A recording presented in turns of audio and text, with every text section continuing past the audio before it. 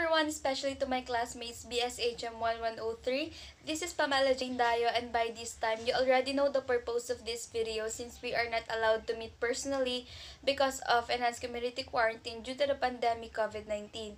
So without further ado, let's now start. I will be discussing coping with challenging customers. First of all, who are your customers? As we interact with others in our daily lives, we become painfully aware of the fact that some individuals are easier and more enjoyable to be around and to spend time with than others. But those individuals who, for one reason or another, bother us are those people that we probably attempt to avoid. Unfortunately, in business, we cannot avoid our customers. In fact, we are frequently required to spend the greatest amount of our time with those customers that we find the most challenging. And yes, the customers may always be right, but that doesn't mean all customers are easy to deal with. And if you really want to stay in business, remember, you've got to deal with them.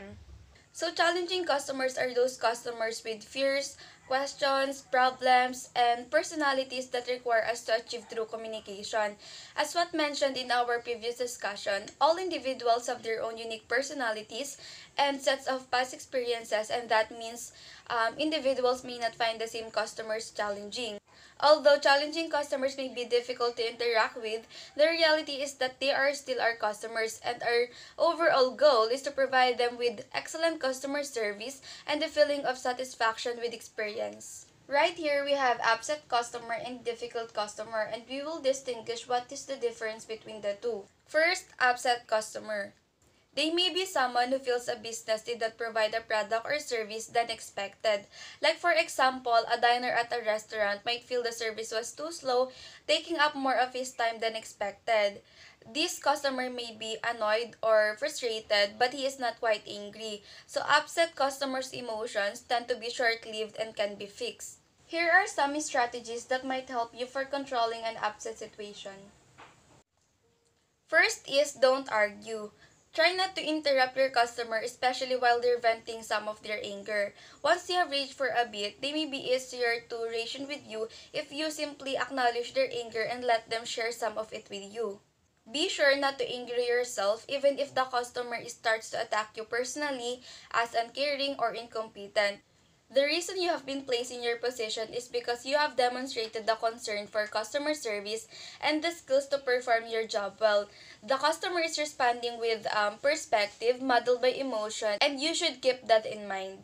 The next is avoid being the expert. Be tactful and never make accusations. It's often said that the customer is always right, but there are times when the customers make mistakes or do things that defy common sense. Instead of saying you're wrong, it's your own fault for not following the instructions, choose more tactful expressions. For example, it seems like you've overlooked, could it be that you, and also avoid jargons or technical words as much as possible. If these words are not generally understood by the customers, they will cause breakdown in communication. If you really can't avoid jargon, then make sure you give an explanation in layperson terms.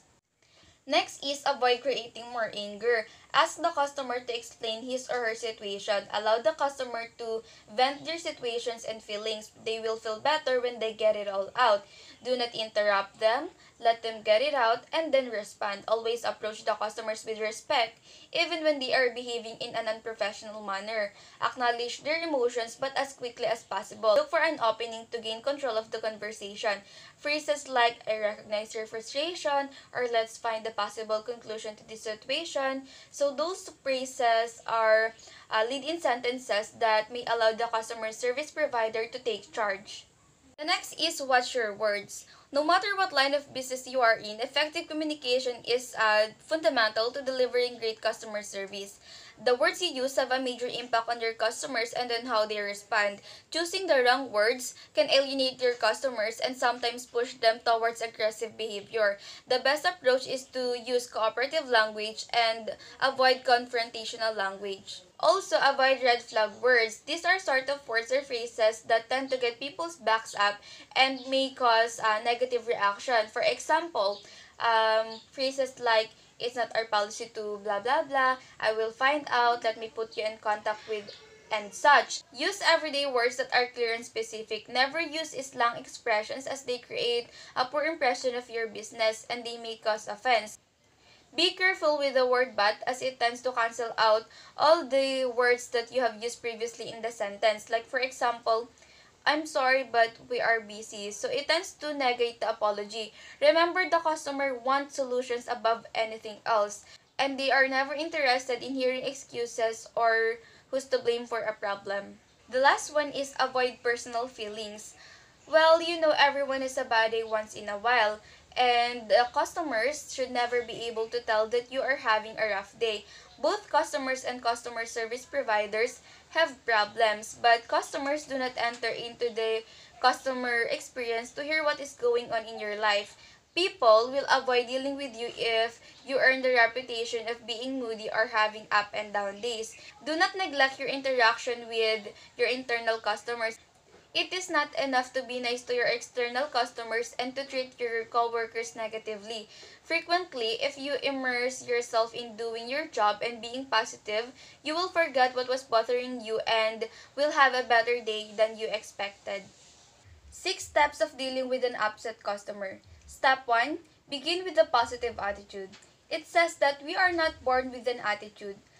A positive attitude isn't necessarily we are all born with, but turning our minds away from self-pity, defeat, and negativity and towards motivation, humor, and encouragement is a talent that can be purposely developed. Having a positive attitude is always a choice, and that is something you should have. For instance, we all encounter heartache, financial challenges, and difficult people, but you can be positive that your swag exists in a way bigger than any problem can ever drag down for long. Causes of poor attitude: low self-esteem, fear, boredom, resentment, and unresolved conflict. A positive attitude is something that goes deeper and has an effect beyond surface cheer. Negative attitude promotes fear and the narrowing of focus and the mind, while the positive attitude do the opposite. The trick is the realization that while none of us can control much, we can control our attitudes in response to situations and come out on top. Just an advice: always recognize your customer with a smile. Keeping a positive attitude is start each day fresh, enjoy the moment, surround with positives. If you're always with negative people who complain about everything, you'll be a complainer and see the world as negative as they do. We can say that you can't always pick your coworkers, but you can be cautious about how much time you spend with them and in what setting. If you're always stuck with a negative bunch, be careful not to participate in the negativity. Fill your mind with positive input. Lastly, be nice to other people. If you make being nice to other people a regular thing, it'll become a cycle of generosity and happiness that makes you feel good and causes those around you to feel good or happy as well. Step 2. Let customer vent. Venting allows anger to subside. As mentioned earlier, allow customers to vent their situation and feelings. They will feel better when they get it all out. Don't argue. Accept anger. Don't take it personally. Instead, show you are on the customer side. You might say something like, I can understand why you're upset. Listen carefully. And the last one is never say calm down. That may make you adversarial to the agitated customers rather than a helper trying to understand how they feel.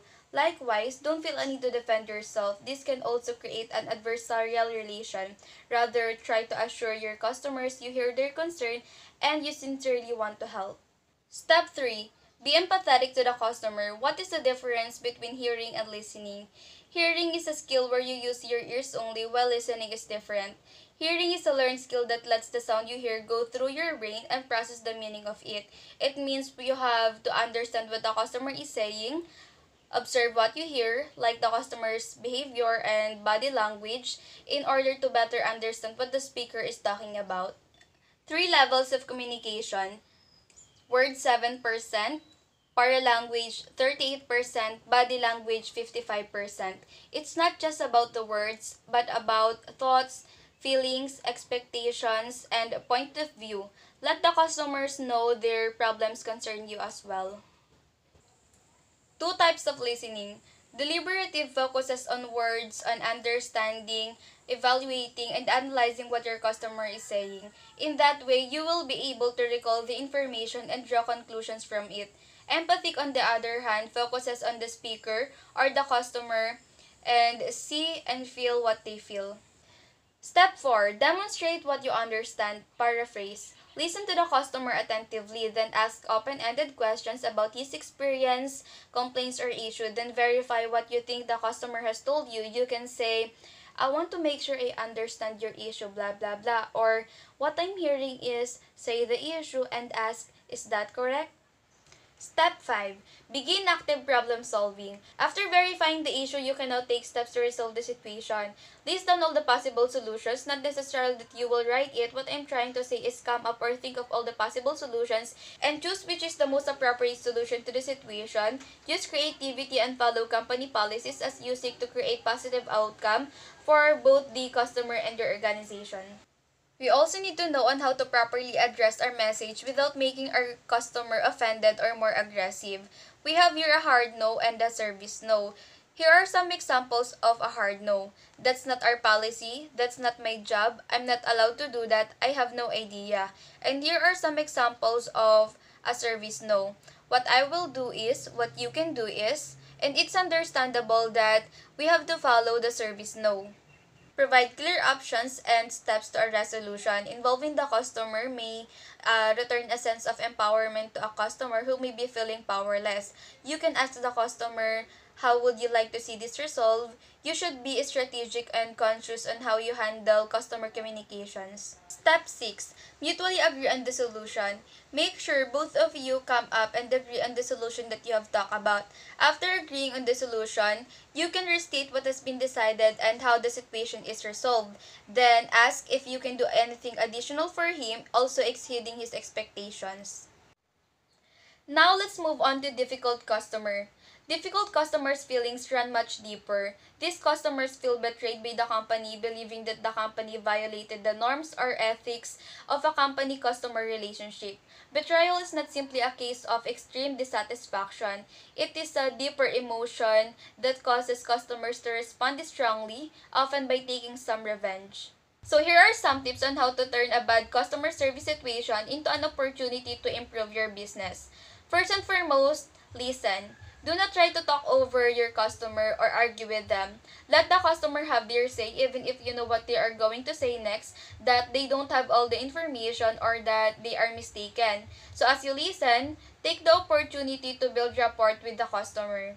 Tip number 2, build rapport through empathy. Put yourself into the customer's shoes, echo the source of their frustration, and show that you understand their position and situation. If you can empathize with the customer's problem, it will help them calm down. If you verbally nod during the call, the customer will feel better understood.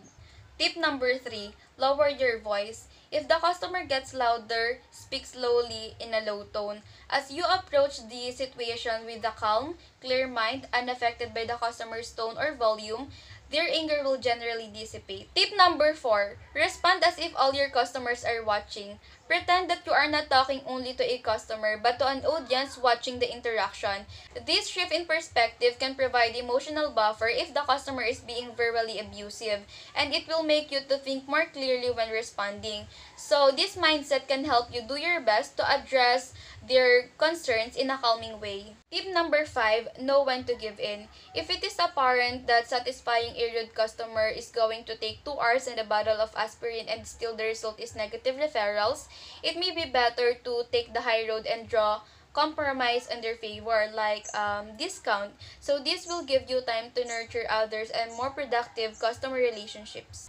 Tip number 6 is stay calm. If the customer is swearing or being verbally abusive, take a deep breath and continue as if you don't hear them. Responding in kind will not solve anything but usually escalate the situation. Instead, remind the customer that you are there to help and are their best immediate chance of resolving the situation. Tip number 7, don't take it personally.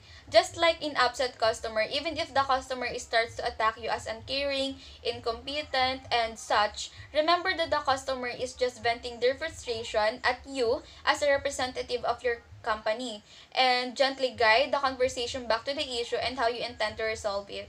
Tip number 8, remember that you're interacting with a human. Everyone has an occasional bad day. Maybe your customer just had a fight with their spouse, got a traffic ticket that morning, or had a recent run of bad luck. To some degree, we've all been there. Just try to empathize and make their day better by being pleasant, a calming voice. It'll make you feel good too.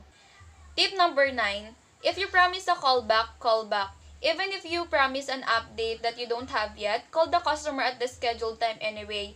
The customer will be reassured that you are not trying to dodge them and will appreciate your follow-up. The last one is summarize the next steps at the end of the call or the issue. Let the customer know exactly what to expect and then be sure to follow through on your promises. Document what happened to ensure you're well prepared for the next interaction. Look for underlying cause of reaction. Frustration, fear, and confusion. Of course, there's a reason why the customers react that way. What you have to do is review the situation, examine the behavior, and the words that have been spoken by the customer, and look at the customer's situation or point of view. In that way, by knowing the underlying cause of reaction, you will be able to draw a conclusion on how to resolve the situation. Reassure the customer that you are here to help. You should avoid phrases like, I can't help with that, or this is something I can do. Even if a customer's request exceeds your pay grade or permissions, it's still your responsibility to direct them towards a solution rather than telling the customer no what you can't do. Make it clear what you can do by connecting them with someone who can help straight away. Listen and limit your responses like, I understand, like that. Apologize when appropriate. You can say, on behalf of our restaurant, I would like to apologize for. Admit your mistake and apologize when you did something wrong, whether or not it was an error in your information or judgment. It will always be best to acknowledge that you are aware of it. Express to customer that you regret the problem, but do not make excuses for why it occurred. Customer service providers must think of their customers as long-term assets, keeping in mind that it is much easier to retain an established customer than it is to recruit new customers. The customer service provider should be extremely motivated to resolve the challenging customers' problems. Customers should be made to feel better at the end of interaction than they felt at the beginning. We learn to deal with conflict by confronting it. When we require ourselves to develop skills or to learn new information, we are creating an environment where we can become better at managing conflict. Indeed, such clients can be very difficult to understand, convince, and communicate with. We learn to deal with conflict by confronting it. When we require ourselves to develop skills or to learn new informations, we are creating an environment where we can become better at managing conflict. Indeed, such clients can be very difficult to understand, convince, and communicate with, but that's where smart management and customer services come in place. Challenging people are a reality of customer service. Knowing how to handle them appropriately can reduce both of our customers' stress and our own. By learning to cope with challenging customers, we become more effective and efficient assets to our company and the job that we are hired to perform. Remember that at the end of the day, you are the professional. Thank you for watching.